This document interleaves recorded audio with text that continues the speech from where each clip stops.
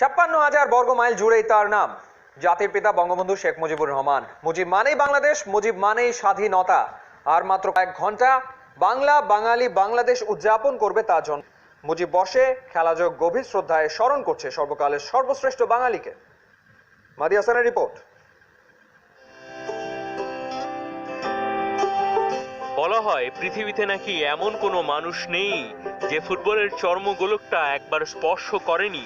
ইলিশ মাছের সাথে বাঙালিয়ানার যেমন বন্ধন, শ্রাবণধারায় ফুটবলের সাথে দুরন্ত শৈশব, বাঙালিয়ানায় এও যেন এক অলিখিত নিবিড় সংযোগ। বাদলা দিনে হয়তো আর ১০ জন বাঙালির মতোই ছেলেবেলায় মনে পড়ত বঙ্গবন্ধু শেখ মুজিবুর রহমান তখনকার খোকাও যে ছিলেন না ব্যতিক্রম। আত্মজীবনী অসমাপ্ত আত্মজীবনীতে বারবার উঠে এসেছে খেলাটার প্রতি তার ভালোবাসার কথা। ৪৭-এ দেশভাগেরও বহু আগের সময়টাতে ক্যামেরার চল ছিল না। তার সতীর্থরা জানতো না তাদের মুজিব হবেন একদিন বঙ্গবন্ধু শেখ মুজিবুর রহমান। যদি সত্যি শৈশবটা ফ্রেমবন্দি করা যেত তখন ছবিটা সারমর্ম হতেই পারত এরকম দুরন্ত। শৈশবের খোকা যৌবনে শুরুর সজীবে মিশে আছেন ঢাকা ওয়ান্ডারার্স ক্লাবের ইতিহাসে। ওল্ড ঢাকার এক সময়ের ডাকসাইটে ক্লাবের স্ট্রাইকার ছিলেন স্বাধীনতার স্থপতি। ১৯৪০ থেকে ৪৮ টানা ৮ বছর খেলেছেন ওয়ান্ডারার্সে। সে সময়ে আন্তর্জাতিক ফুটবল তো দূরের কথা, লিগের প্রচলনও সেভাবে ছিল না। জেলায় জেলায় টুর্নামেন্ট জেতাটাই ছিল মানদণ্ড। কে কত গোল করলো সেই হিসেব তো অফিসিয়ালি রাখা হতো না, তাই স্ট্রাইকার বঙ্গবন্ধুর গোল সংখ্যা জানা যায় না। তবে ঐতিহাসিক দলিল বলে ১৯৪৩-এ বগুড়ায় আয়োজিত একটা ফুটবল টুর্নামেন্টে বঙ্গবন্ধুর অধিনায়কত্বে শিরোপা জিতেছিল ওয়ান্ডারার্স।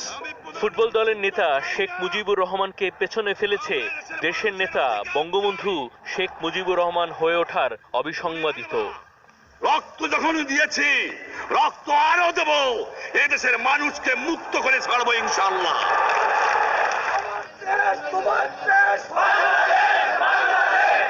দেশের নেতা হয়েছেন, তবে খেলার মাঠে নেতা হিসেবে খেলাকে যেরকম অনুভব করেছেন সেটা তো হারিয়ে যায়নি। যুদ্ধ বিধ্বস্ত দুর্দিনের সময়গুলোতেই দেশের শীর্ষ গুরুত্বপূর্ণ ক্রীড়া ফেডারেশনগুলো তার হাতেই গড়া। ৭৪-এ তো ফিফার সদস্যপদ পেয়ে যায় বাংলাদেশ। বঙ্গবন্ধুর বাবা, বঙ্গবন্ধু নিজেও, এমনকি তার ছেলেরাও ছিল খেলা পাগল। বড় সন্তান শেখ কামালের নাম ঢাকা আবাহনীর সাথে ওতপ্রোতভাবে জড়িত। শেখ জামাল, শেখ রাসেল প্রত্যেকে খেলা ভালোবাসতেন বলেই তাদের নামে গড়ে উঠেছে ক্লাব। বাংলাদেশের ক্রীড়াঙ্গনকে সমৃদ্ধ করেছে যে ক্লাবগুলো।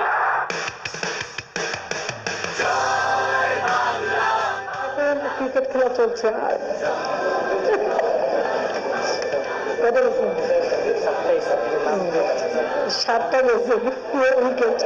শোনো একটি মুজিবরের থেকে লক্ষ মুজিবরের কণ্ঠস্বরে ধ্বনি প্রতিধ্বনি আকাশে বাতাসে ওঠে রনি। নারী পুরুষ শিশু নির্বিশেষে ৭৫-এ একটি বিশাল পরিবারকে পুরোপুরি নিশ্চিহ্ন করে দেওয়ার পরও ভাগ্যক্রমে বেঁচে যাওয়ারা যেভাবে লিখেছেন প্রত্যাবর্তনের অসামান্য উপাখ্যান, নিশ্চিত হাড়ের মুখে দাঁড়িয়ে সবকিছু যেভাবে জিতে নেয় গ্রেটরা, খেলার জগতে হরহমেশা দেখতে পাওয়া সেই স্পিরিটগুলোরই যেন রূপান্তর।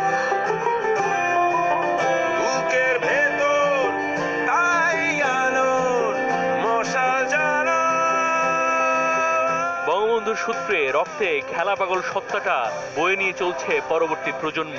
ক্রীড়াঙ্গনের প্রত্যেকটি ক্ষেত্রে, এমনকি খেলোয়াড়দের সাথে সম্পর্কটাও অনেক সময় বিশেষ মাত্রার। যেরকম নিয়মিত সরব উপস্থিতি বা অবদান, পৃথিবীর সবচাইতে ক্রীড়া পাগল প্রধানমন্ত্রী বা পরিবারের সংক্ষিপ্ত তালিকায় থাকতে পারেন সম্ভবত অনায়াসে।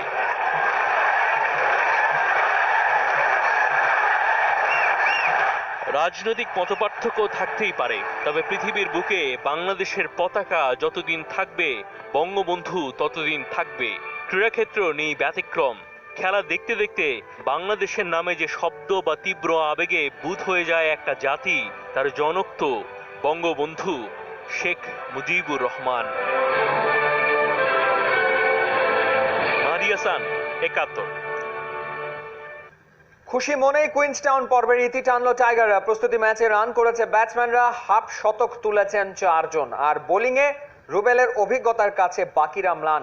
৪ উইকেট নিয়েছেন তিনি। ম্যাচটা অবশ্য জমেনি, হয়েছে এক পেশে। তামিমের দলকে অনায়াসে হারিয়েছে নাজমুল শান্ত একাদশ। ৯ উইকেটে জিতেছে ইয়াং ক্যাপ্টেইনের টিম। এতেশাম সবুজের রিপোর্ট।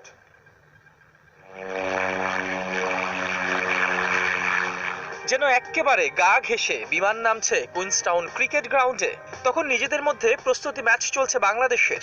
বিমানের গতিটা খুঁজে পাওয়ার কথা ছিল বাংলার পেসারদের। এক রুবেল ছাড়া সেই গতি ধরতে পারেনি কেউ। ডানহাতি এই পেসার শিকার করেছেন 4 উইকেট।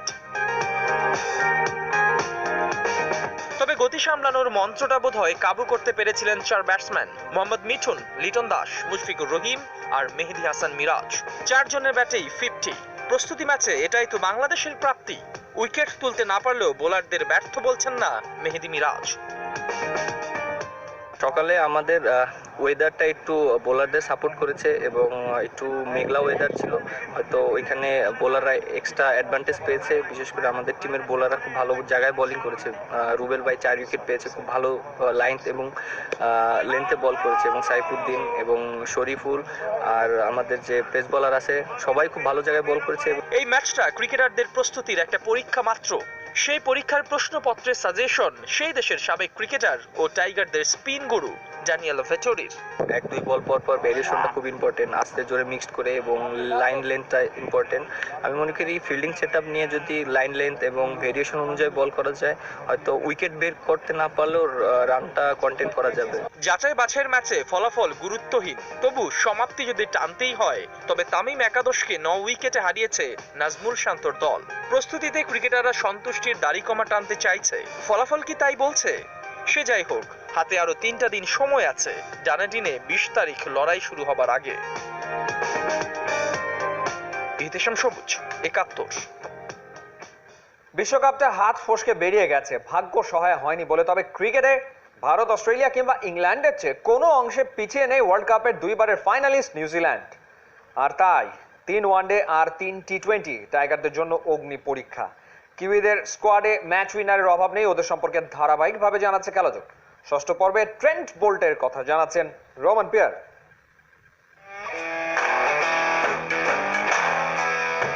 স্মাইলিং অ্যাসাসিন, প্রথাগত পেসারদের চেয়ে আলাদা এক চরিত্র। মুখে হাসি নিয়েও ছোটানো যায় প্রতিদ্বন্দ্বিতার ফুলকি। এরই এক উজ্জ্বল উদাহরণ ট্রেন্ট বোল্ট। ওডিআইয়ে বর্তমান সেরা বোলার, নতুন বলে ভয়ঙ্কর। কতটা? পরিসংখ্যান বলছে ট্রেন্ট বোল্ট টপ অর্ডারে ধস নামানোয় ওস্তাদ। ব্যাটিং অর্ডারের প্রথম 3 ব্যাটসম্যানকেই সব সময় টার্গেট করেন। ডেথ ওভারে তার অ্যাকিউরেসি টাইগারদের মাথা ব্যথার কারণ হতে পারে। নিউজিল্যান্ডের নর্থ আইল্যান্ডে বেড়ে ওঠা বোল্ট ওখানকার আর 10টা ছেলের মতো ফিশিং আর সার্ফিং এ মেতে উঠতেন, তবে ক্রিকেটেই জীবনের মানে খুঁজে নেন। এ যুগের পেসারদের মধ্যে অন্যতম সেরা ক্লাসিক বোলিং অ্যাকশন, আগুনে গতিটা তার রান আপ থেকেই আসে। বোল্টের অনুপ্রেরণা লেজেন্ডারি ফাস্ট বোলার ওয়াসিম আকরাম। সহজাতেই বোলিং অ্যাকশনের জন্য কখনোই বড়সড় ইনজুরিতে পড়তে হয়নি বোল্টকে। বোলিং এর সময় শরীরের উপর ন্যূনতম চাপ সৃষ্টি করেন। বলকে 2 দিকেই সুইং করানোর ক্ষমতা রয়েছে বর্তমান বিশ্বের অন্যতম সেরা পেসারের। সেরা অস্ত্র ডানহাতি ব্যাটসম্যানদের দিকে ধেয়ে আসা ইন সুইঙ্গিং ডেলিভারি। 3 ফরম্যাটেই সমান কার্যকর 2015 বিশ্বকাপের হাইয়েস্ট উইকেট টেকার। আন্তর্জাতিক ক্রিকেটে তার শিকার 491 উইকেট। টিম সাউদির সাথে চমৎকার একটা ওপেনিং বোলিং পার্টনারশিপ গড়ে তুলেছেন। 2013 থেকে আন্তর্জাতিক ক্রিকেটে নিউজিল্যান্ডের বোলারদের নেয়া উইকেটের 46%ই দুজনের দখলে।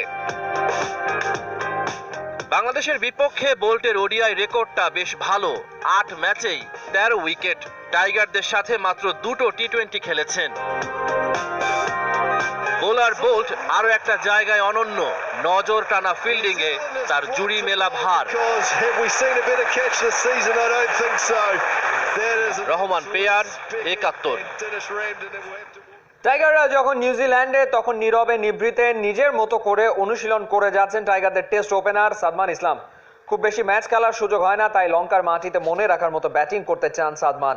অনেকদিন ধরে পাচ্ছেন না বড় রান, আশা করছেন লঙ্কাতেই মিলবে সমাধান।